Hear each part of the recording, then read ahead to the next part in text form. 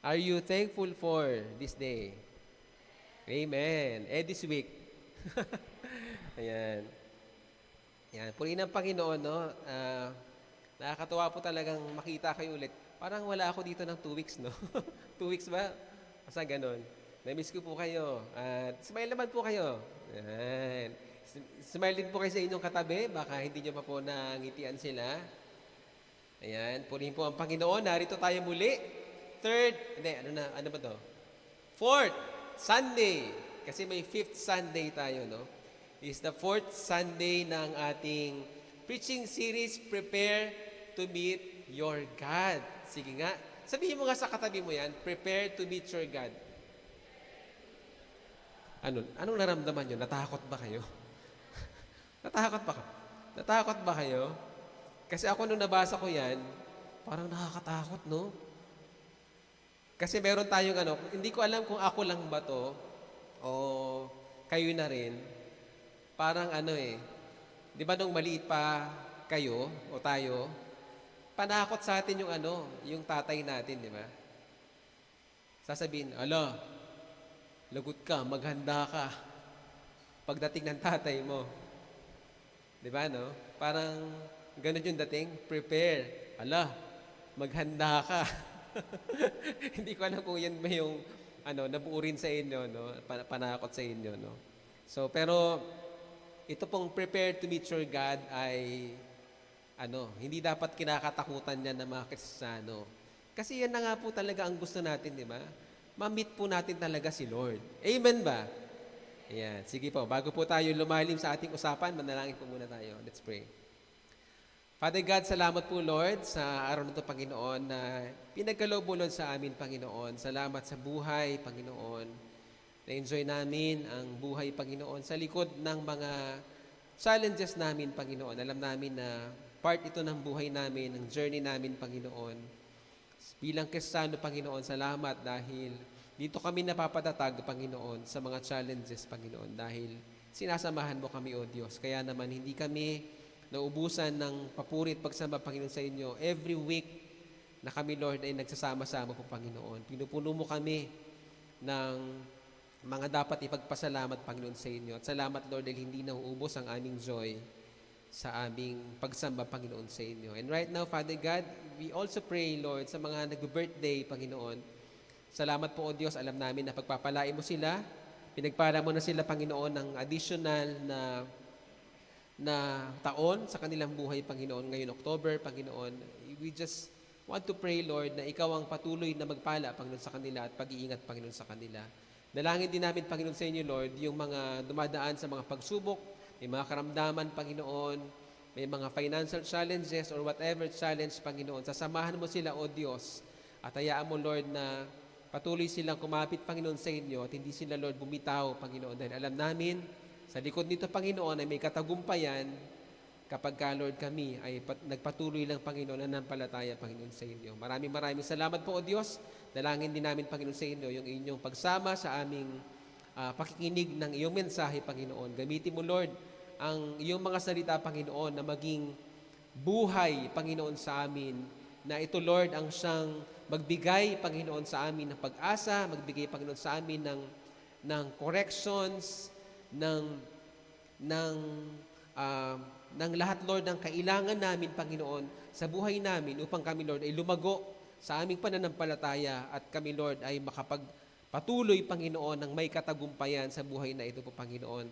Gamitin mo lang, Lord, ang inyong lingkod na maging daluyan, Panginoon, ng inyong salita, Panginoon, at hayaan mo, Lord, na maging bukas ang mga puso't isipan, Lord, ng mga tao, Panginoon, kami, Panginoon, sa inyong pangungusap, Panginoon, upang sa ganun, Lord, talagang tumalab, Panginoon, sa amin ng iyong mga salita, Panginoon, at mag-cause ito ng pagbabago sa aming mga buhay, Panginoon.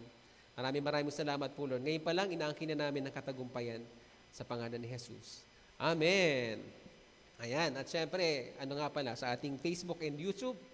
So, welcome din sa inyo. Alright. So, prepare to meet your God. So, dapat hindi tayo natatakot po dito, no? Sa prepare to meet your God. Dapat excited tayo dahil sabi ni Pastor Nina last Sunday, yung mga warnings na katulad ng ating scripture ngayon, ay yun ay sign or pagpapakita kung gaano tayo kamahal ng Diyos. Okay? So, dalangin ko po na ang nararamdaman talaga ninyo ay mahal na mahal kayo ng Diyos. Amen ba? Amen. So, ngayon naman po, sabi ng ating host kanina, no, ito ay part 2. At sinabi po ni Pastor Nina, part 2. Nga lang, parang ang hirap po talagang maintindihan. Follow ground, di ba? Ano yung follow ground? Ang alam ko kasing follow, yung F-O, L-L-O, ay L-L-W, ay ano ba yung follow, yung pagsunod, no? Pero ito follow.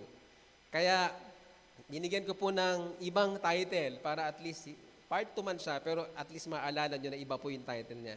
So, ang title po ngayon na preaching ay Plow Up the Hard Ground of Your Hearts. Nilagyan ko ng heart para medyo lumambot, no? May heart talaga. Plow up the hard grounds of your heart.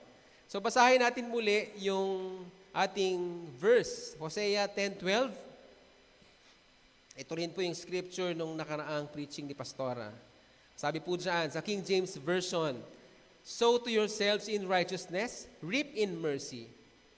Break up your fallow ground, for it is time to seek the Lord, till He come and rain righteousness upon you. Yan po ay King James Version. So, ano po yan? Kumbaga, yung malalim po na salita. Okay? English po na malalim na salita. So, parang farming ang tinutukoy, di ba? Pero hindi po siya farming kasi, ano po siya, pag tinignan niyo po ang Bible, para pong poetry din yung pagkakasulat niya. Okay? Hindi po siya yung paragraph na ganun. Meron po talaga siyang line per line. So tingnan po natin. So yan ay po ang version na yan ay formal or literal translation na ano po siya. Yan po yung mga pinakamalalapit sa original text. Okay? So tingnan po natin kung farming nga ba talaga, pero hindi po talaga siya farming eh. So tingnan po natin sa ibang translations. Ito po yung tinatawag na paraphrased or meaning-based translations. Okay? Lahat po ito ay translations na na kinasihan ng Diyos. Okay? So, basahin po natin sa NLT or New Living Translation ang Hosea 10:12. Dito ko po kinuha yung title natin. I said, plant the good seeds of righteousness, and you will harvest a crop of love.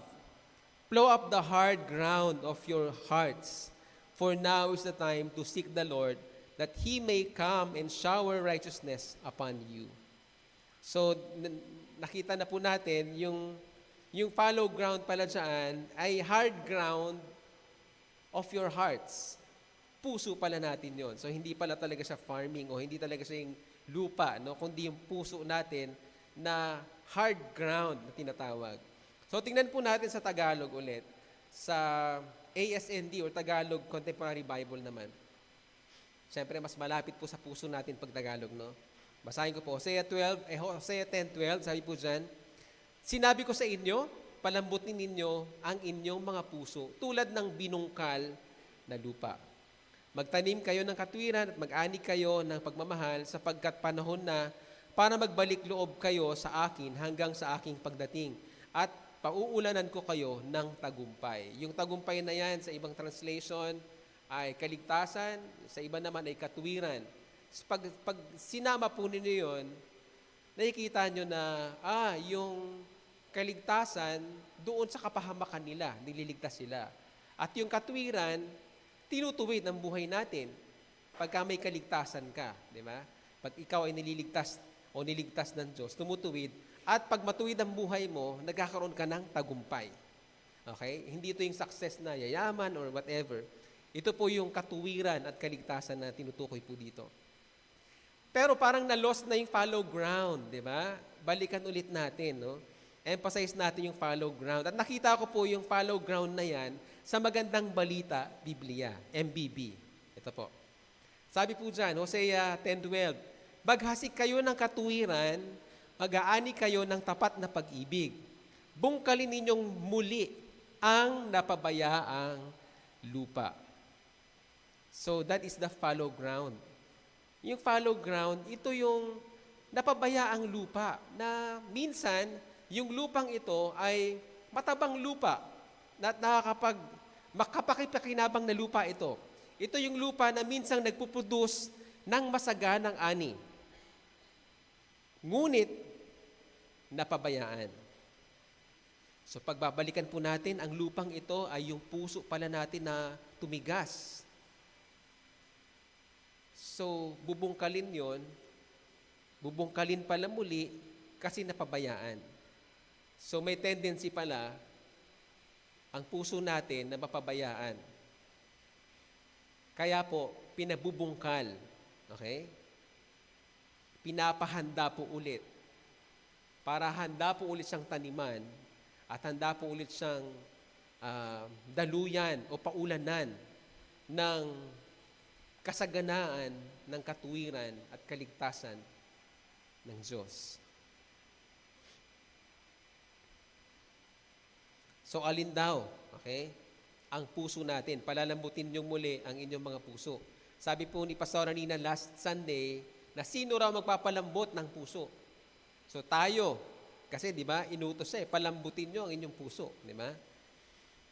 Bakit? Para maging handa sa pagbabalik ng Diyos. So yung title po natin, Prepare to Meet Your God, parang end times po ang dating, no?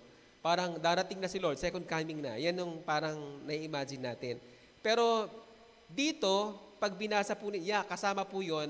Pero dito po, ang tinutukoy po talaga dito ng paghahanda ng Diyos, kasi babaguhin muli sila ng Diyos. Okay? Sasamahan muli sila ng Diyos. Kasi sila ay nakalimot sa Diyos. Okay? Yun po yung binabanggit po dito ng pagbabalik ng Diyos. Okay? At yung paghahanda po na gagawin po natin para sa pagbabalik ng Diyos, para paulanan tayo ng katuwiran, ng kaligtasan at tagumpay. Okay? So yun po ang tinutukoy po dyan. So kailan nga ba dapat magbalik loob sa Diyos? Nakalagay po dyan, di ba? Hindi po ipinagpapabukas, okay, ang pagbabalik sa Diyos. So kung hindi bukas, kailan?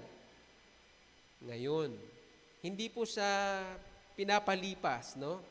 Sabi po sa 2 Corinthians 6:2, sapagkat sinabi ng Diyos, dininig kita sa tamang panahon at tinulungan kita sa araw ng kaligtasan. Parang yun po yung tinutukoy, no? Pero ito, New Testament na. Kaya makinig kayo. Ngayon na ang tamang panahon, ngayon na ang araw ng kaligtasan. So, ang araw ng kaligtasan ay ngayon na. Ang araw ng pagbibigay ng Diyos ng katuwiran sa atin ay ngayon na. Ang araw ng paghingi natin ng tawad sa Diyos ay ngayon na. Ang araw ng paghahanda natin ng ating puso na napabayaan natin at tumigas na siya at kailangan nating bungkalin, ipoplow ulit natin, ay ngayon na.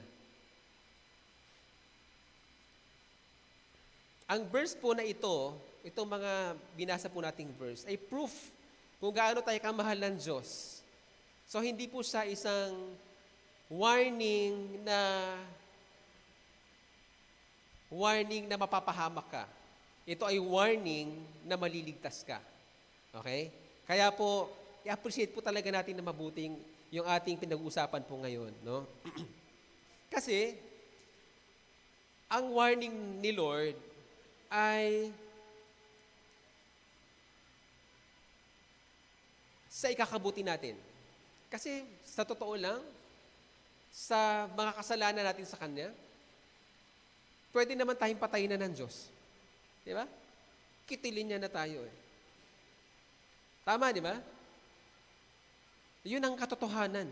Wala tayong magpagmamalaki sa Panginoon. Di ba? Kaya naman, yung mga warning na ganito, ay pagmamahal talaga ng Diyos sa atin. Kasi nagbubukas siya ng mga pintuan at mga bintana para magkaroon tayo ng opportunities na makita ang ating mga kasalanan at tayo ay mag-repent sa Kanya. Nabanggit to ni Pastora, repentance is the key. Repentance is the key. pwedeng madiscover mo lang ang kasalanan mo at malungkot ka na lang ng malungkot. Hindi po nagwawakas doon. Okay? Kailangan po makarating sa repentance. Repentance is the key. Para sa ganon ay yung pagtatanim muli ng Panginoon sa ating mga puso. At yung ibubuhos niyang pagpapala sa atin, katuwiran at tagumpay, ready tayo. Pero in order na ma-receive natin yon, kailangan ng repentance. Okay? At nung nakaraang Sunday po, how to plow up the hard grounds of your hearts. Okay? Present na po ni Pastora ito. At yung tatlo po uunahin kong babanggitin. Paano nga ba natin bubungkalin muli ang hard grounds of our hearts? Ang una na sinabi ni Pastora, get rid of sin. Okay? Prepare your heart and let the Word of God penetrate your heart. So dapat tayong mga Kristiyano, may desire talaga tayo na makalaya sa kasalanan. Pag ikaw, Kristiyano ka, wala kang desire na mawala sa iyo ang kasalanan, talagang i-questionin mo na kagad, nakilala mo ba talaga si Jesus? Kasi, pag nakilala natin ang Panginoon, nagkakaroon ng liwanag. Di ba? At pag may liwanag, na-expose ang kadiliman na nasa atin. At pag nakita natin ang mali natin, ang kasalanan natin, kailangan, dinidesire natin na mawala ito sa atin. And then, prepare your heart and then let the Word of God penetrate your heart. Napakahalaga po ng salita ng Diyos. Hindi pwedeng ang kinukot nyo si pastor o yung leader mo. Sabi ni leader ko, humingi raw ka ng tawad kasi masama yan. Kailangan may lalim po ng salita ng Diyos. Kasi ang salita ng Diyos ang talagang may kapangyarihan na makapagpabago ng buhay natin. Okay? So let the Word of God penetrate your heart. At narinig na po natin sa conclusion ni Pastora last Sunday, ito yung mga tanong na ito na dapat nating sagutin. And uulitin lang ulit natin to. Are there some areas where we need to get rid of sin? Meron ba talagang mga areas? No? Hindi kasi pwedeng, Lord, patawarin mo ang lahat ng kasalanan ko. Thank you, Lord. Tapos, habang namumuhay ka, namit mo ulit, ay, ito pala, isang area pala ng buhay ko to na ano. Anyways, hiningi ko na ng tawad sa Panginoon. Hindi, kailangan mong isa-isahin yon.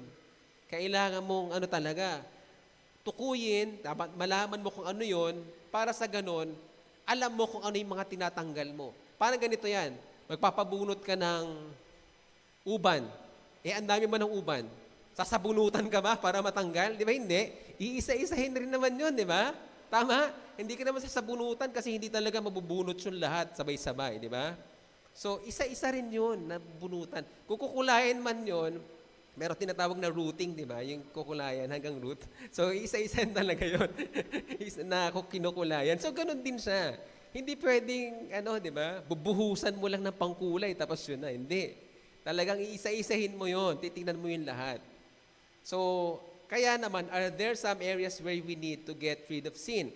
Are there some areas where you need to prepare your heart? And then, are there some areas where you need to let the Word of God penetrate your heart? So ngayon, para matulungan po tayo na magsiliksik po ng ating mga puso, magpe-present po ako sa inyo ng mga list of sins. Okay? Na ito po ay sinulat ni Charles Finney sa kanyang book, Breaking Up the Fallow Ground, and yung isa pang book, Lectures and Revival. Ito pong mga librong ito ay ancient na to. Okay? 1800s. Nabuhay si Charles Finney ng mga 1700s, late 1700s, tapos namatay siya ng kalagitnaan ng 1800s. So mga 80 years old siya nung siya ay namatay. So ang buhay niya ay ganon. Nasulat niya po itong mga librong ito. Siya po ay isang makukonsider natin mga father of faith, okay, ng church. Siya po ay isang preacher, siya po ay isang evangelist, siya po ay isang writer, okay, at marami po siyang na-publish na mga kanyang naisulat at nasabi, no? So ito po, siya po ang nag-list down po nito. Pero meron po siya sa book na na-define na tinatawag na backsliding in heart, okay? So, ano ba yung backsliding in heart? Okay? Ang backsliding in heart ay, ito po yung nakuha ko kasi Old English po talaga siya eh. Malalim ang salita. Ito po yung pinaka naiintindihan natin, kaya ito na lang po yung pinikap ko. Ang sabi po dyan, what is backsliding in heart? It is the living, pag-alis. It is a living by a Christian of his first love.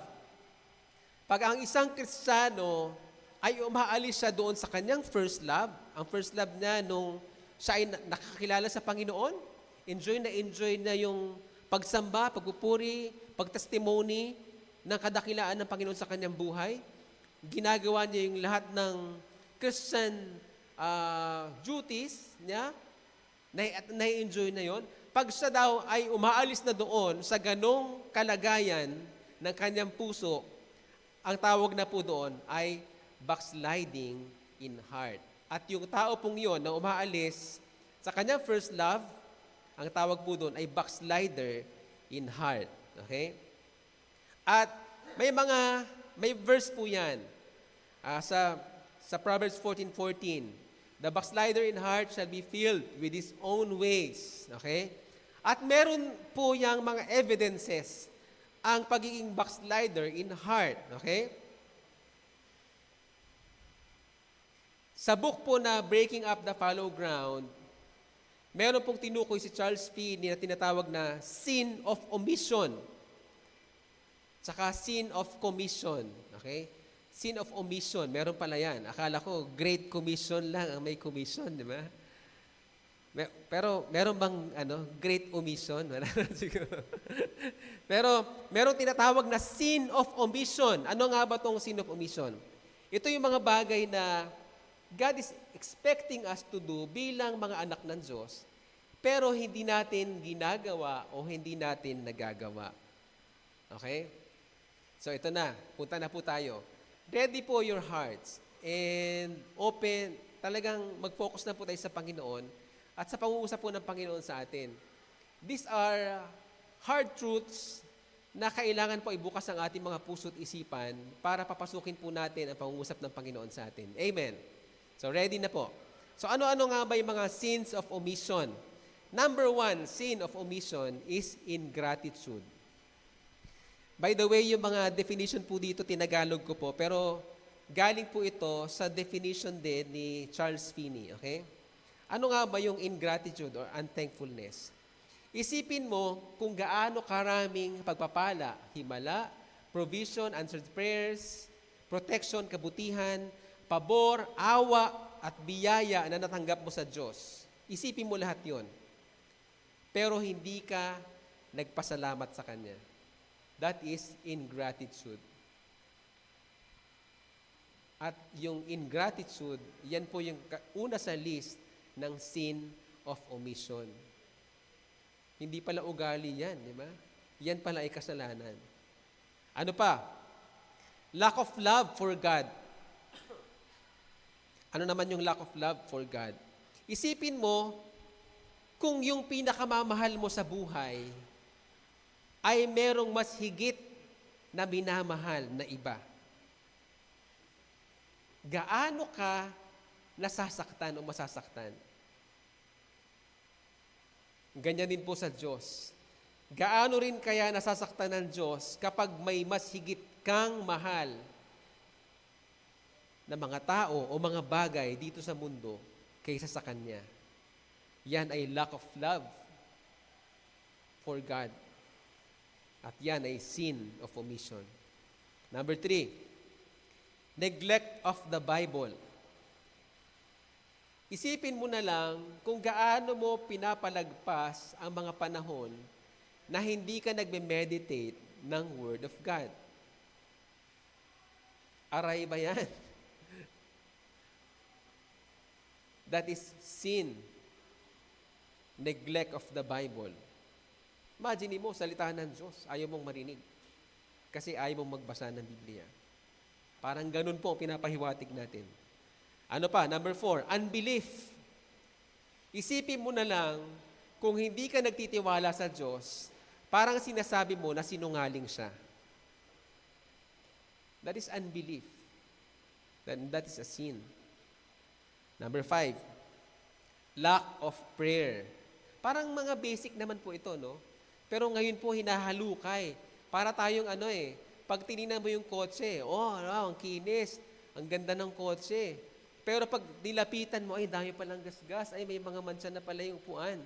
So ngayon, tinitingnan sa atin, binibilugan. Kasi yun ang i-auto detail. Okay? Isa-isahin talaga yon. Para hindi lang sa malayo maganda, pag nilapitan, makinis din. Okay? Para pong ganito yan. Okay? Lack of prayer. This is a sin. Isipin na lang natin na ilang beses natin, Ay, tapos na ba yan? Hindi pa, no? Isipin na lang natin na kung ilang beses natin pinalagpas ang scheduled personal prayer natin. Imaginin mo, ikaw na ang nag-schedule nun. Ikaw pang nagpalagpas. Parang sinabi mo, Lord, mag-meet up tayo dito sa lugar na to. Pero hindi ka sumipot. Ikaw na ang nagtakda nun. Hindi naman si Lord ang nagtakda, di ba? O kaya yung family prayer. Dahil sa kabisihan po namin, napapalagpas talaga namin yung every Sunday na meron kaming GTA and prayer time namin. Every Sunday evening, napapalagpas po namin ito. Sa sobrang pagod, sa sobrang busy. Ito pa matindi, di ba? May mga ministry, sa sobrang busy sa ministry, napapabayaan. Ironic, di ba? Ironic talaga siya. Sa sobrang busy sa kingdom, napapabayaan yung king. Gaano kahalaga sa atin ang prayer sa program? Pag nag-opening prayer na ba, kumukonect ka na ba talaga kagad sa Panginoon? Okay? Prayer meeting natin, aray, di ba? Kailan pa ba ako huling umatin ng prayer meeting ng men, di ba? Ang tagal na, di ba? Hindi lang tagal-tagal, no? Parang 4 times ko tinang, di ba? Samantalang, pwede namang natatraffic, di ba? Pagod sa trabaho, ang uwi talaga hindi aabot, imposibleng umabot. Pero may mga times na aabot. Di ba? Pero hindi talaga pinapahalagahan. Ganun lang po ang reality nun. Ano pa? That's a sin. Ano pa? Number 6, neglect of fellowship. Ito, wag nyo nang isipin yung malaking fellowship, tapos naka-absent kayo. Ganito na lang, isipin nyo na lang. Ilang beses nating pinalagpas ang pakikipag-usap sa iba. Kasi nagmamadali tayo. Kasi ang fellowship, nagsasama-sama, nagpapalakasan kayo eh. Mapapalakas mo siya, may encourage mo siya, makaka-receive ka ng encouragement. That's the fellowship. Okay? Kailan mo pinalagpas yung D group? Di ba, no? So, doon ka nakaka-receive ng encouragement at magbibigay ka na ng encouragement. So, that's really a sin. Di ba? Neglect of fellowship. Ito pa. Number 7, the manner in which you have performed spiritual duties. Ilang beses ka na kaya na basta na lang ginawa ang ministry mo na hindi ka naghanda kasi master mo na yun eh. Lagi-lagi mo nang ginagawa eh. Parang okay lang na walang paghahanda, no? Pero that's wrong. Okay? Ano ba, yung maglilid ka ng, kunyari lang, maglilid ka ng D-group mo. Hindi mo pinaghandaan. Performance na lang yun. Or whatever. Kunyari, magpipray ka sa panalangin, paulit-ulit na prayer. Aray, di ba? Kasi memorize mo na eh. Ano pa ba namang iibahin mo sa pagkain? Lord, kakain na po kami, i-bless mo po ito. Pero yung wala na sa heart, di ba? Performance na lang for the sake of meron. Yun. That's a sin. Number 8, lack of love for souls. Kailan ka huling tumingin sa paligid mo? May awa ka ba na nararamdaman sa mga hindi pa nakakilala sa Panginoon? May pagmamahal ka ba sa kanila?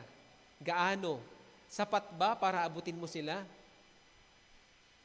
Great Commission di ba? Pero may lack of love for souls tayo. Guilty po tayo lahat dyan. Yung meet and greet natin, 3 lang ang nag-say yes.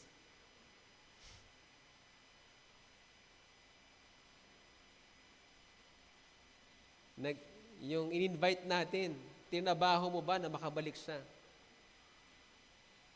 Lack of love for souls. Pag meron ba tayong bisita, after nating i-welcome, yung ating signature welcome, pag uwi na ba, naaalala mo ba siya? Kamayan man lang? That is lack of love for souls. Lack of care for the poor and lost in foreign lands. Kailan ka huling nagbigay sa missions? Kailan mo huling pinanalangin ang ating mga missionaries? Nanalangin ka ba nung nagkaroon ng gera sa Israel? O sa kakabasa mo ng history, ang kakampi mo na yung Palestine. Ang nangaagaw na yung mga Israelita, di ba? Sa kakabasa mo, hindi mo ine-embrace na mahal talaga ng Diyos ang Israel kahit na makasalanan sila. Kahit na sila mismo ay taliwas sa Panginoon. Lack of care for the poor and lost in foreign lands. Number 10, neglect of family duties. Ang example ba na pinapakita mo sa mga anak mo o sa mga apo mo o sa mga kapatid mo ay tama sa harapan ng Diyos? Attitude mo. Pag mayroon bang CCTV sa bahay ninyo, hindi ba nakakahiya na panoorin? O nakakahiya. Lord, grabe na. Siguro pagpapanoorin mo, grabe Lord, nagalit ako doon. Ang babaw, di ba? Minsan ganun tayo magalit, di ba, sa bahay. Pinag-aawayan natin, simpleng bagay. Napapalaki natin. Nakikita ng mga anak, neglect of family duties. Godly ba tayo? Ito pa, nag-e-effort ba tayo na matulungan sila para sa kanilang spiritual life? Yung mga anak natin, nagiging mabuti ba tayong example ng isang Kristiyano sa mga anak natin? Neglect of may duty po tayo sa kanila bilang mga magulang o bilang Kristiyano ng pamilya. May duty tayo sa kanila na makakilala sila sa Panginoon bago ka magkaroon ng duty sa iba. Number 11, lack of watchfulness over your witness.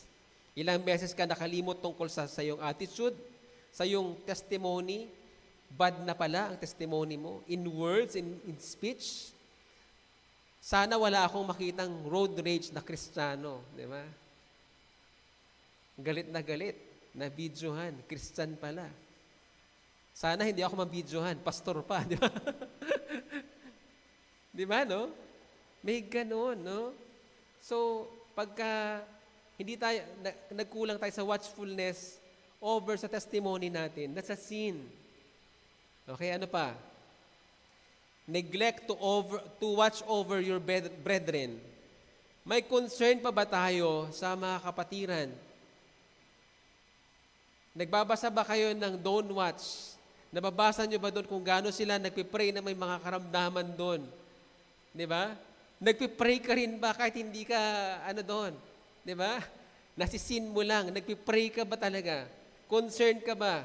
Nakikibalita ka ba sa kanila?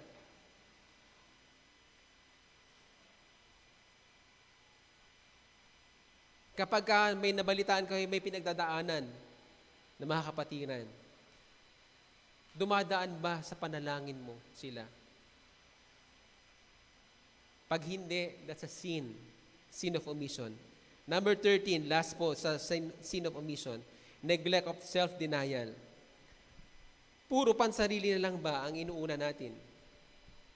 Aray, no? Lord, syempre, uunahin ko naman ang sarili ko, Lord. Paano ako makakapag-serve kung basag ako? Di ba? Pero kung puro pansarili mo na lang ang inuuna mo, that's a sin.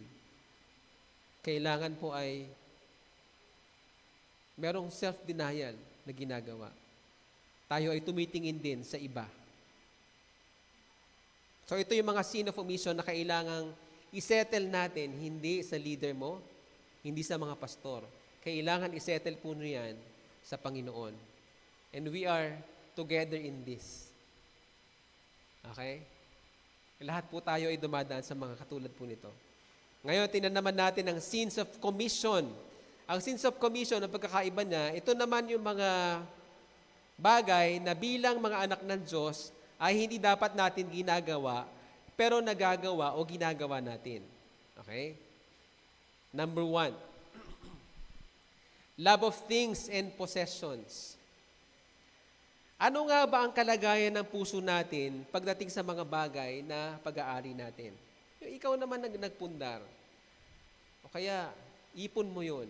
Ano nga ba talaga ang puso mo doon? Sa'yo ba talaga yun? Lord, akin naman yan . Kahit anong biling ko dito, pwede. Kung anong gusto ko ditong gawin . Nag-tithes naman ako, Lord . Akin na to. Kung naalala ninyo yung libro na inaral natin dati, no? May 4 na tanong bago ka mag-purchase or maglabas ng pera. Una, gusto mo ba to? Pangalawang tanong,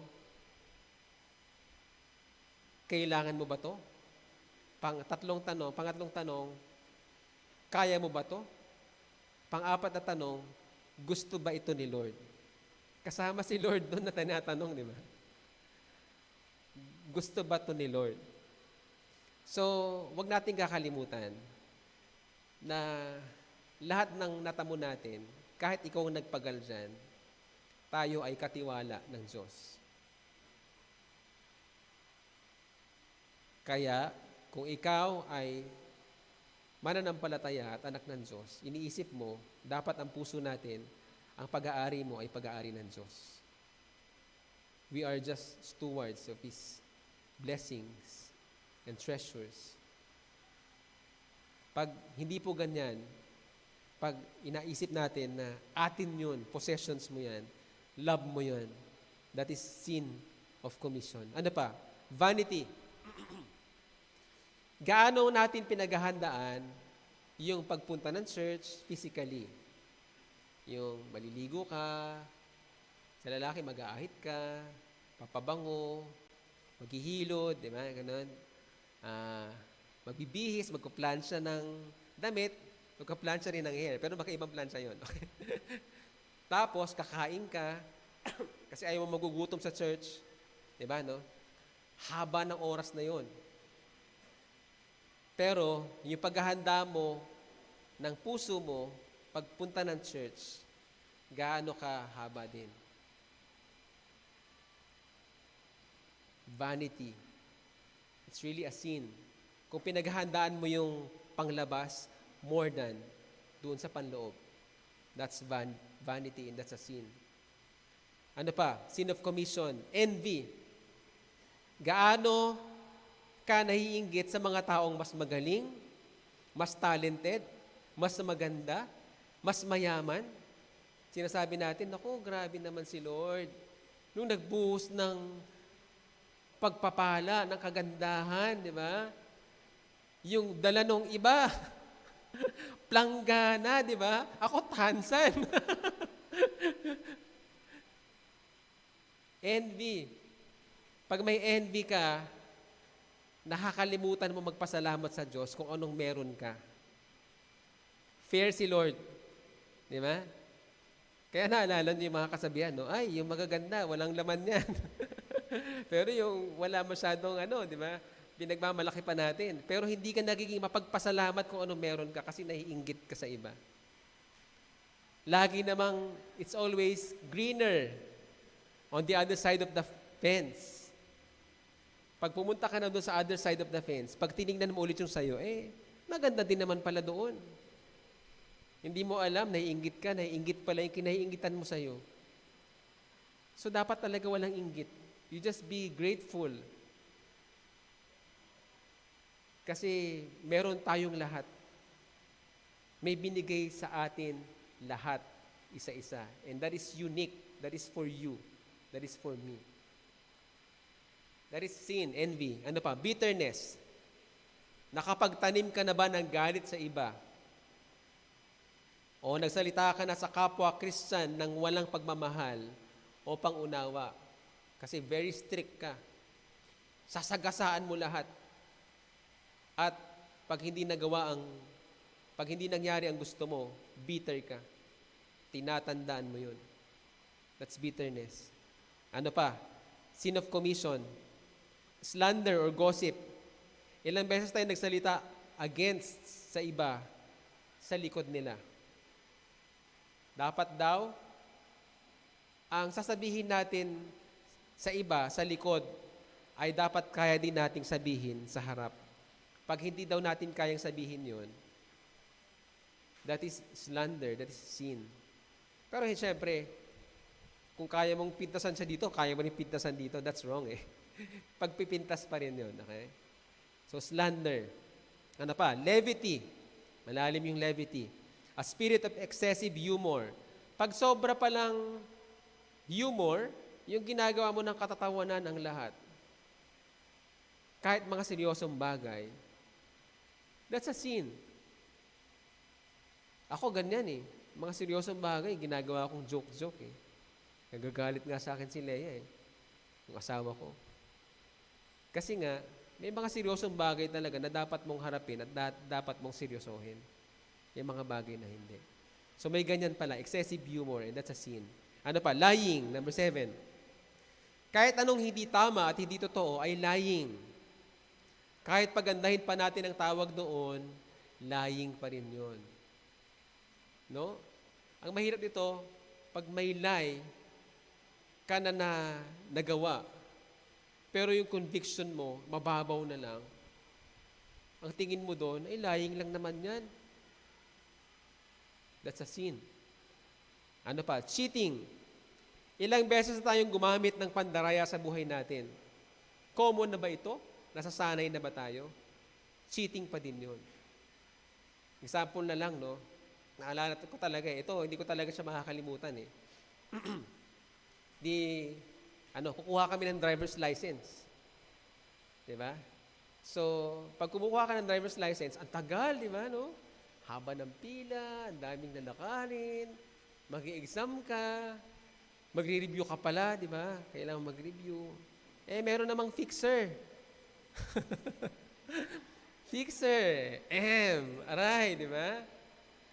Nag-exam akong ganun, may sagot na, di ba? Didiinan mo na lang.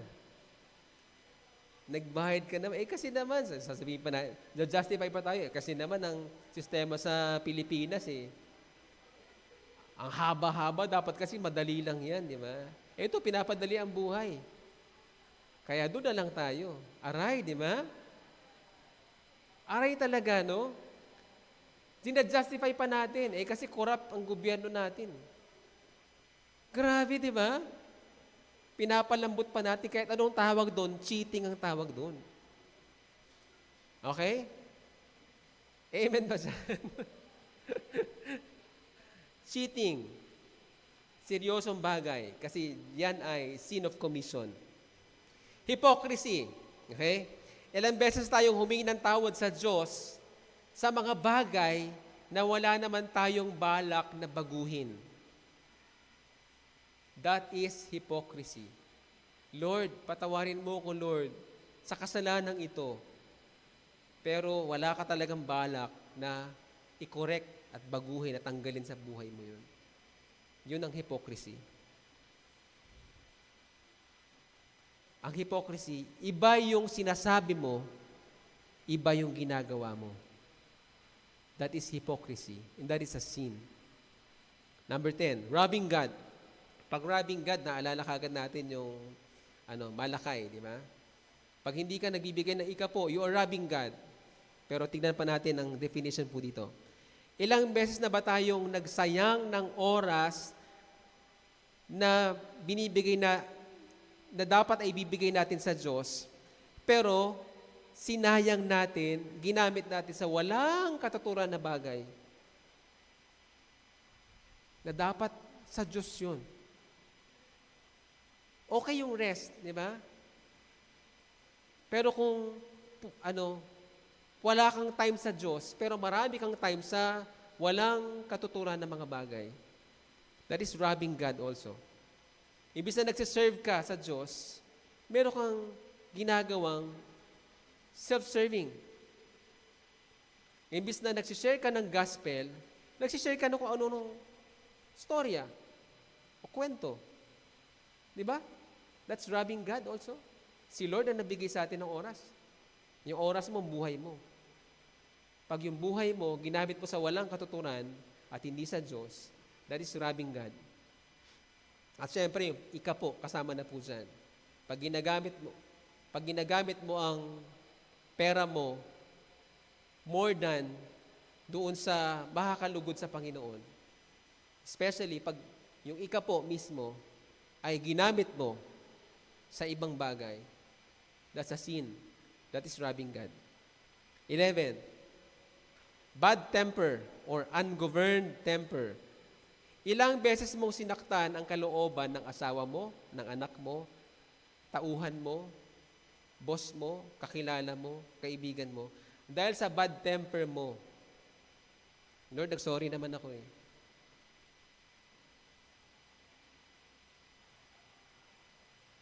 Pero yung words kasi, hindi mo na mababalik eh. Pag nakasakit yun. Pag nakasakit ka, nagkakaroon na, hindi nawawala sa isip eh. Diba, no? So, let's pray to God na yung bad temper or unguarded na temper or emotions natin, talagang mabantayan po natin yan. Imbis na magagalit ka, di ba? Imbis na may sasabihin ka na, pigil. Kasi bad temper ay, that's a sin. Number 12, hindering others from being useful. Ito, kasalanan din pala yon. Ilang beses ka nang naging discouragement sa iba, imbis na encouragement. Alam niyo, pag na-discourage mo yung isang tao, tumitimo sa kanya yun. Nagre-respond naman siya, either, patunayan niyang hindi totoo, or ma-discourage na paniwalaan niyang totoo yung sinabi mo sa kanya. Kaya po sa mga anak, di ba, yung maliit pa lang, punong-puno ng, bakit ganyan ka? Ang hina ng isip mo Di ba? Ang kulit-kulit mo. Bakit pasaway ka? Yung mga words na ganyan sa mga anak, no? Natatandaan niya lahat yon. Paglaki niya, pasaway ako eh. Mahina talaga ako.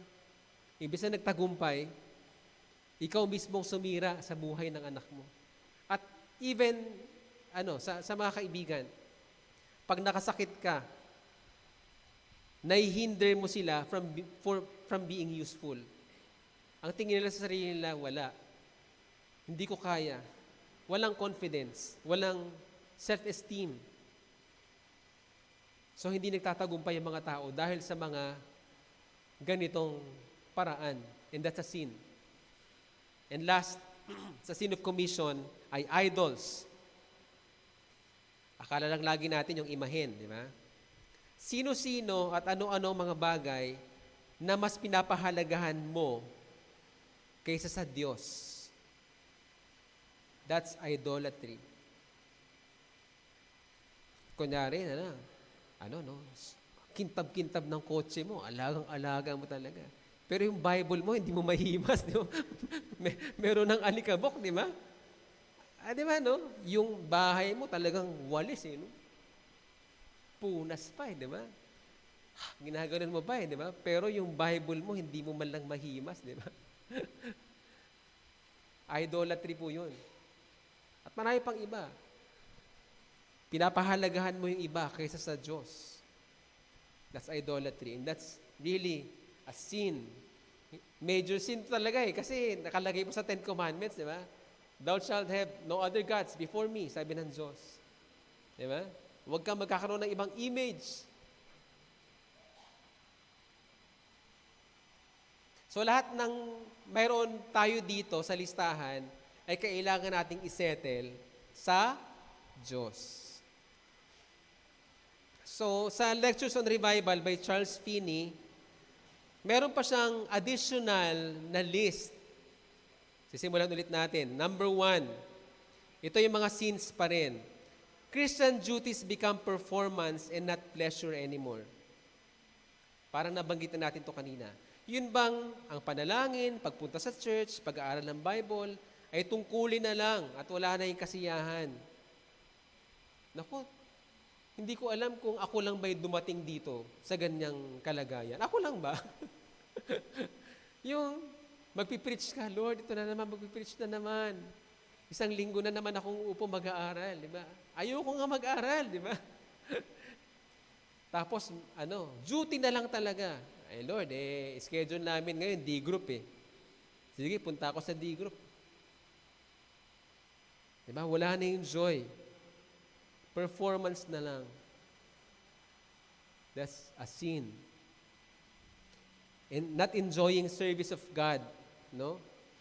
Yung ginagawa mo by physical, pero by a heart, nagagalit, nagrereklamo. Okay? That's a sin. Christian duties become burden. Yun bang trabaho na lang at walang personalan? Nagsiserve ka sa Panginoon, wala nang joy. No? Nabasa ko na kanina.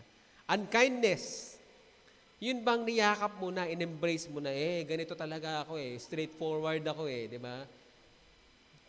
Totoo naman talaga sinasabi ko di ba? Kahit na ikaw ay inconsiderate ka na, at tingin na sa'yo ng lahat, grabe naman to, ang lupit naman ito. Walang pinapatawad. Unkindness yun. At ang unkindness ay sin. Pag hindi ka mabait, hindi tayo makakarating ng langit sa kabaitan lang. Pero pag ikaw ay Kristiyano na, dapat may kabaitan ka na. That's a fruit of the Spirit. Ano pa? Overcritical of others. Lahat na lang napansin natin. Lahat na lang may negative comment tayo. Mali silang lahat. Ikaw na lang ang tama. Di ba, no? Lahat. Anything. Hahanapan mo ng butas para may masabi ka at ikaw yung tama. No? Overcritical of others. Okay naman yung nag-i-evaluate ka, tinutuwid mo yung mga mali talaga. Pero yung maliit na bagay naman papalakihin mo pa, di ba? Sa malaking papel, naghahanap ka ng tuldok. That is overcritical of others and that's a sin. Ano pa? Uninterest in spiritual conversations. Kayo, magkaibigan o mag-asawa, corny ba sa inyo na pag-usapan ng preaching? After, mag-GTA kayo? O mga magkakaibigan? May interest ka pa ba sa spiritual growth? At pag-usapan yan, kamusta na spiritual life mo? Na-offend ka ba doon? Baka may mga Kristiyano na-offend. Kamusta na spiritual life? Grabe naman to, yabang naman ni brother. Wala namang sinabi, kinumusta ka lang naman, di ba? Ano pa? Yung testimonies, conversing with spiritual mentors. Ano pa? Hindi ka na interested sa testimony ng changed lives. Pag may nagka-testimony ba sa EG, talaga bang pumapalakpak ka, natutuwa ka, inaabangan mo ba yan? Yung membership natin, may nag-testimony, pumapalakpak ba yung puso mo sa joy? Kasi may bago na namang mananampalataya. Answered prayers. Ano pa? Number 7. Loss of interest in those newly converted. Parang nabanggit ko na rin kanina. Lumingon ba kayo nung pinatayo yung ating guest ngayon? Nilingon mo ba sila? Kaya ako kahit may stiff neck ako, talagang iikot ko yung kasama yung katawan ko eh. Just to show them they are really important to God and to us.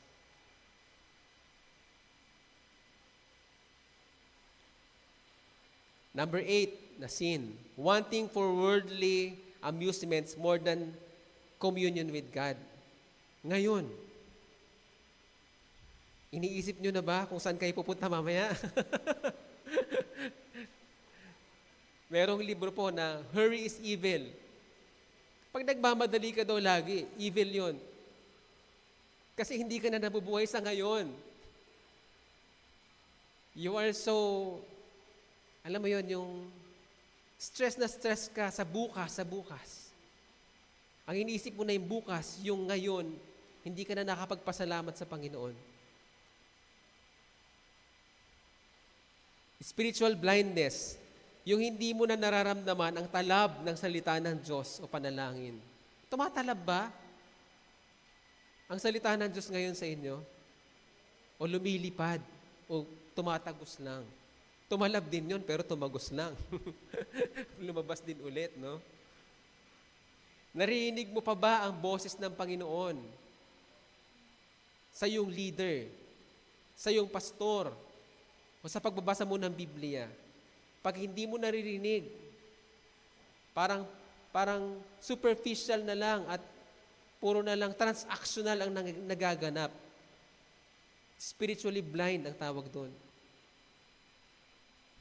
Kailan ka napaiyak ng isang song na bago kasi tumalab sa'yo yung message ng song? O panalangin. Spiritual blindness po yun, and that's a sin. Number 10, a lack of interest in godly things. Wala nang yung dating sa'yo, wala nang yung effect sa'yo, yung godly things. Kaya naalala ko bigla yung kanta ni Gary V, yung gaya ng dati. No? Naalala niya lang yung dati, pero ngayon wala na. Nagdi-desire siya na bumalik yung dati. Spiritual blindness po yan. At lack of interest in godly things. Ito pa, 11, self-gratification. Mas mahalaga na lang sa iyo yung mga bagay na nakakapagpasaya sa iyo. Ano pa? Loose moral principles. Pinapayagan mo na lang sa harap mo na nangyayari ang kasamaan. Na okay lang yan, ganyan naman talaga sa Pilipinas. Okay lang yan, yung mga kabataan, ganyan talaga. Okay lang yan, paminsan-minsan lang naman. Paminsan-minsan lang naman ako malate sa worship service. Maliliit na bagay, di ba? Loose moral principles. Ano pa? 13, pleasing man before more than God. Nangangatwiran ka na, naghahanap ka na ng justification sa maling ginawa ng iba o sa maling ginawa mo. Imbis na ang kakampi mo si Lord, ang kakampi mo yung kaibigan mo na Lord, kaya naman kasi siya napariwara kasi yung pamilya niya, ganito, ganyan. Diba? Lord, ililigtas mo siya gamitin mo ko. Dapat ganun ang mga panalangin natin. Last na sa listahan po ni Charles Finney, stubbornly giving more importance about forms, trivial, and non-essential things. Mas pinapansin mo na yung mga mali at maliliit na bagay, imperfect na sa program, nabanggit natin ni Pastora, imperfect na sa program, maling tono, maling grammar, maling salita sa harapan, di ba? Pinapahalagahan mo na more than yung mga spiritual na bagay. Or more than, you accept one another because you love them. Ngayon, meron pong consequences ang backsliding in heart. Sabi po dyan sa Proverbs 14:14, yung binasa ko rin po kanina, the backslider in heart shall be filled with his own ways. Parang wala namang masyado, di ba? Consequence na ba yun? mapupuno ako ng pansarili kong kaparaanan, okay na yan. Pero ano ba yung own ways? Ang own ways, pagkat po tayo ay napuno ng sarili nating paraan, kapahamakan din po ang dulo nun. You shall be filled with own feelings, with own mistakes, with own trials. Imbis na may tumutulong sa'yo, tinutulungan ka ng Diyos, you're filled with yourself, with your own ways. Gagawa mo ng sariling kaparaanan, gagawa mo ng sariling solusyon, ang buhay mo, ang sarili mo. Hindi natin kaya yun. Own foolishness, own troubles, own confusions. Kaya marami pong na-stress at may anxiety dahil they are filled with their own ways. Own disappointments, own losses, own burdens. They are filled with own bondages and their own self-condemnation. And that's really a consequence pag yun po ang nangyari pag meron tayong backsliding in heart. Now, how to recover from a state of backsliding? Number 1, remember from where you are fallen. Saan ka nga ba talaga nagkamali? Saan ka nagkasala? Kailangan babalikan mo yun. Hindi pwedeng mag-start ka na lang kung saan. Without settling kung saan ka bumagsak.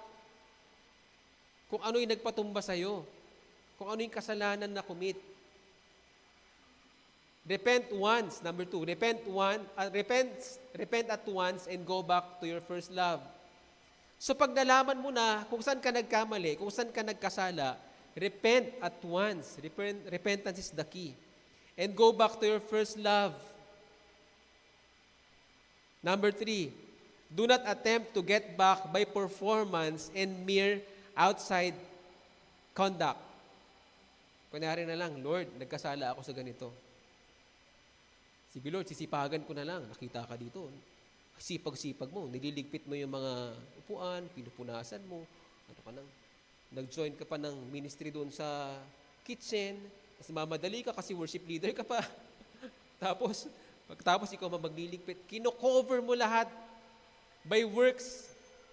Ang pagkakasala na ayaw mong banggitin kasi hindi ka pa free. Pwede po mangyari yun. Kaya, do not attempt to get back by performance and mere outside conduct. Yung mabubuti nating gawa ay hindi makakarating. Hindi haabot sa pamantayan ng Diyos. Pero yung repentance natin, nakakarating sa Diyos kagad. Come to Christ like a guilty, condemned sinner. As you are, take all the shame and blame to yourself. Okay? Be responsible. Lord, nagkasala ako. Ako po lahat ito. Patawarin mo ako, Lord. Ganun dapat ang Lord, kasi kaya naman ako naggaganto, Lord, kasi yung mga magulang ko, ganito pagpapalaki sa akin eh. Hindi repentance yun. Blaming yun. Number 5, believe He loves you still. That He has loved you with an everlasting love, and therefore, with loving kindness, He is drawing you to Him. There are sins na paulit-ulit. Huwag mong sabihin na nauubos ang pagmamahal ng Diyos sa'yo. Paniwalaan po natin na kapag nag-repent tayo, tatanggapin tayo ng Panginoon kasi hindi nauubos ang pagmamahal niya sa atin. At hindi po natin kayang ubusin yan unless na dumating na si Lord. Wala ka ng pag-asa na humingi ng tawad sa Kanya. Kasi the end, dumating na. Pero hindi po natin panalangin yan. Panalangin po natin, matagpuan tayo ng Panginoon na tapat sa Kanya pagbabalik. So lastly, basahin po natin yung verse natin, Hosea 10:12. Sabi po dyan, sinabi ko sa inyo, palambutin ninyo ang inyong mga puso tulad ng binungkal na lupa. Magtanim kayo ng katuwiran at mag-ani kayo ng pagmamahal. Sapagkat panahon na para magbalik loob kayo sa akin hanggang sa aking pagdating.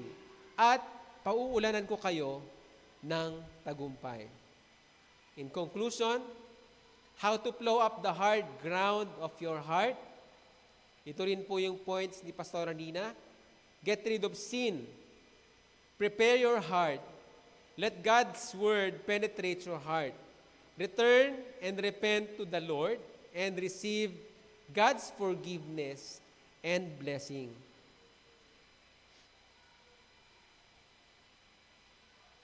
Yun na po ang end ng message po ngayon. And ang dalangin ko po, nangusap sa inyo ang Panginoon sa lahat ng ito. May I invite you na yumuko po tayong lahat at pumikit at makipag-usap po tayo sa Panginoon ngayon.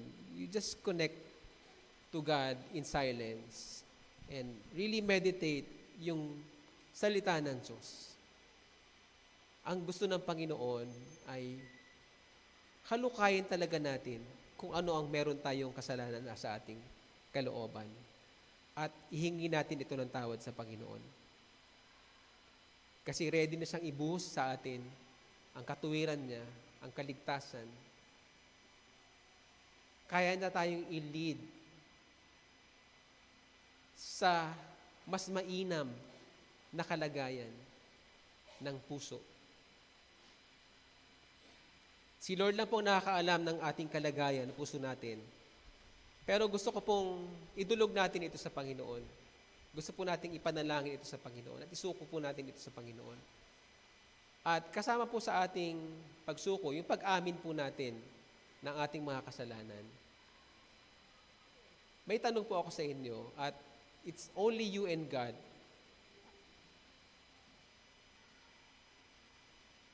Meron po ba kayo na isa o dalawa o higit pa doon sa listahan na meron kayong kinikimkim na kasalanan sa pagkakataong ito?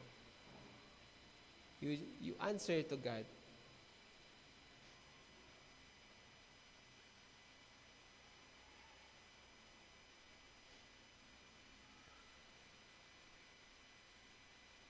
And yung pag-amin natin sa Panginoon, yan ay step para kumilos ng Panginoon sa atin. Just repent. Pwede bang, kung meron kayong isa o dalawa o higit pa na kasalanan na nasa inyong puso ngayon, wala namang nakakita po sa inyo, na kaya pikit naman po lahat. Kung meron po sa inyo, sa mga nabanggit na kasalanan, kung meron kayo ngayon, pwede bang itaas po ninyo inyong kamay? Wag po kayong, thank you po sa mga nagtaas. Wag po kayong ma-conscious sa inyong katabi. Kasi now is the time of salvation. Ready si Lord na ibuhos sa atin ang katuwiran, ang tagumpay, ang pagpapala, ang kaligtasan. Pero tayo lang po ang hinihintay ng Panginoon. Sabi niya, bungkalin ninyo ang inyong pusong natitigang para ibuhos niya ang ulan ng katuwiran at kaligtasan. Wala na po bang hahabol? Maraming salamat po sa inyong mga kamay. Nakita po ni Lord ang inyong puso na kayo ay talagang umaamin ng inyong kalagayan sa Panginoon. Repentance is the key. Let me lead you in prayer.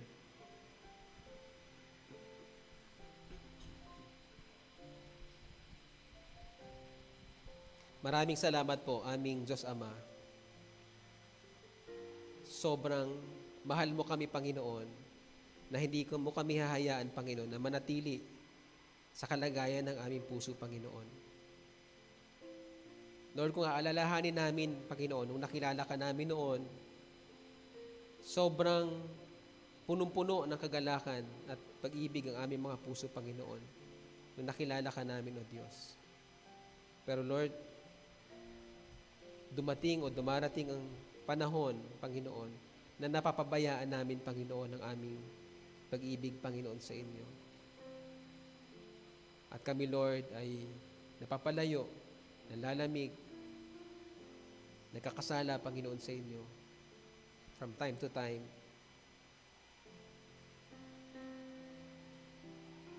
Pero Lord, meron kaming laging pagkakataon na lumapit, Panginoon, sa inyo. Salamat, Lord, sa pagmamahal na ito, Panginoon. Hindi mo sinara ang pintuan para makalapit, Panginoon, kami sa inyo. Ikaw, Lord, ang nagbubukas, Panginoon, ng mga opportunities for us na lumapit, Panginoon, sa inyo at magbalik, mag-repent, bungkalin, halukayin ang aming puso na natitigang, Panginoon, at gawing handa, Panginoon, sa inyong pagdaloy sa amin, Panginoon. Panginoon, kung meron kaming isa o dalawa o higit pa, Panginoon, na kasalanan na nakita namin, Panginoon, sa pagkakataong ito, salamat dahil nangusap ka, Panginoon, sa amin. Ngayon, Lord, sinusuko namin ito, Panginoon, sa inyo. Patawarin mo kami, O Diyos, sa aming mga pagkakasala, Panginoon, sa inyo.